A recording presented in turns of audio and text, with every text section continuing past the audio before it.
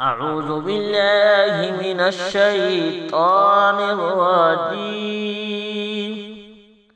بسم الله الرحمن الرحيم.